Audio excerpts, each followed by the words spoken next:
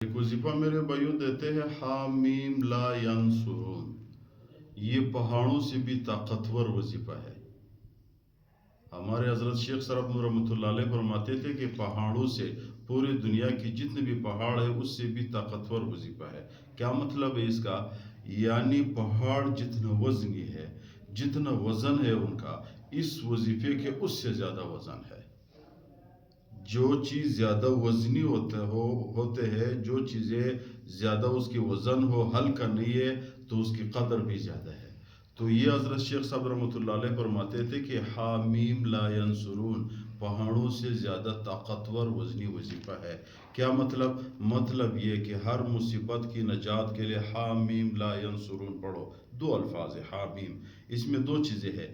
ایک اس میں حروف مقطعات ہے، حامیم، حروف مقطعات میں سے ایک حرف اس میں موجود ہے۔ حروف مقطعات وہ ہے، ایک راز ہے اللہ اور اللہ کے رسول کے درمیان۔ اس کا ترجمہ، اس کا معنی آج تک کسی کو پتہ نہیں ہے۔ اکثر علماء کی یہ رائے ہے۔ دیکھو کسی نے قرآن مجید کے نیچے دیکھو، جو تفسیر والے قرآن مجید ہے، وہ حامیم کے نیچے یا الف لام میم کے نیچے یا الف لام میم صاد کے نیچے یا قاف کے نیچے یا نون کے نیچے، جتنے بھی حروف مقطعات ہے اس کے نیچے وہ ترجمہ نہیں لکھتے۔ بسم اللہ ہے، یعنی بسم کے نیچے شروع کرتا ہوں، اللہ ہے، اللہ کے نام پہ، الرحمن جو رحمان ہے، الرحیم جو رحیم ہے، نیچے یہ لکھتا ہے۔ لیکن حامیم الف لام میم صاد الف لام میم اس کے نیچے نہیں لکھتا۔ کیوں؟ اس حروف کا ترجمہ صرف اور صرف اللہ اور اللہ کے رسول کو پتہ ہے۔ اللہ اور اللہ کے رسول کے درمیان ایک راز ہے۔ تو جو راز والے الفاظ آپ پڑھتے ہو، اس میں بہت بڑا طاقت ہوتا ہے۔ تو جو بھی بندہ حامیم، حضرت شیخ صاحب فرماتے تھے کہ 21 دفعہ صبح، 21 دفعہ شام کو، حامیم لا ینصرون، صبح پڑھتا ہے، شام کو پڑھتا ہے، جس مقصد کے لیے پڑھتا ہے، وہ مقصد ذہن میں ہو یا نہ ہو، صرف شروع کرے اسی مقصد کے لیے۔ مثال کے طور پر اگر خدا نخواستہ کسی شخص کے گھر میں بیمار ہے، کسی کے گھر میں بہت بڑی بیماری ہے، دل کی بیماری ہے، خدا نخواستہ کینسر کی ہے، یعنی بڑی بیماری ہے، تو اس کے حل کے لیے، اس کی شفا کے لیے آپ یہ بسم اللہ الرحمن الرحیم حامیم لا ینصرون 21 دفعہ دن کو صبح، 21 دفعہ شام کو پڑھا کرو۔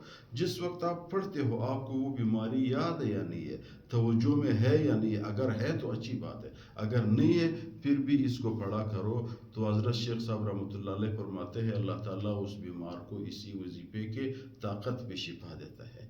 اگر کسی سے راستہ گم ہو گیا، مطلب راستے کا گم کا مطلب ہونے کا کیا ہے؟ کسی کے پاس پیسہ ہے، اس کو یہ پتہ نہیں میں دکان لگاؤں منافع ملے گا یا میں دوسرا کام پہ لگاؤں، زمین لوں، پلاٹ لوں، گھر بناؤں، کس چیز پہ مجھے منافع ملے گا؟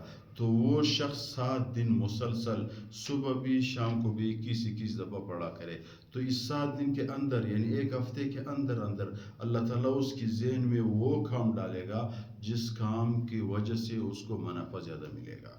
تیسرا، حضرت شیخ صاحب رحمۃ اللہ علیہ فرماتے تھے کہ اگر کسی شخص کے دشمن زیادہ ہے، اس کی شرور سے وہ محفوظ نہیں ہے، یا گھر میں جنات ہے، یا خدا نخواستہ جادو کے اثرات ہے، تو وہ شخص بھی صبح بھی 21 دفعہ پڑھا کرے، شام کو بھی 21 دفعہ پڑھا کرے، اور ساتھ ساتھ یہ کرے کہ جس وقت یہ پڑھتا ہے وہ 2 میں سے 1 وقت، 3 دن میں 2 میں سے 1 وقت وہ گھر کے اندر پڑھے۔ مثال کے طور پر جمعرات کے دن، جمعے کے دن، ہفتے کے دن، ان 3 دنوں میں سے ایک ٹائم، خاص جمعرات کے دن صبح ہو یا شام ہو، ہفتے کے دن صبح ہو یا شام ہو، جمعے کے دن صبح ہو یا شام ہو، باہر بھی بندہ جاتا ہے ادھر بھی وظیفہ کر سکتا ہے، لیکن ایک ٹائم یا صبح یا شام کو اپنے گھر کے اندر کرے۔ اگر گھر کے اندر جنات ہو تو جنات بھاگ جائیں گے، اگر خدا نخواستہ گھر کے اندر کوئی اور بھی مصیبت ہو، جادو ہو، اور پریشانی ہو، عصیب ہو، سحر ہو، اللہ تعالیٰ اس کی وظیفے کی طاقت پہ اس کو بھی ختم کرے گا۔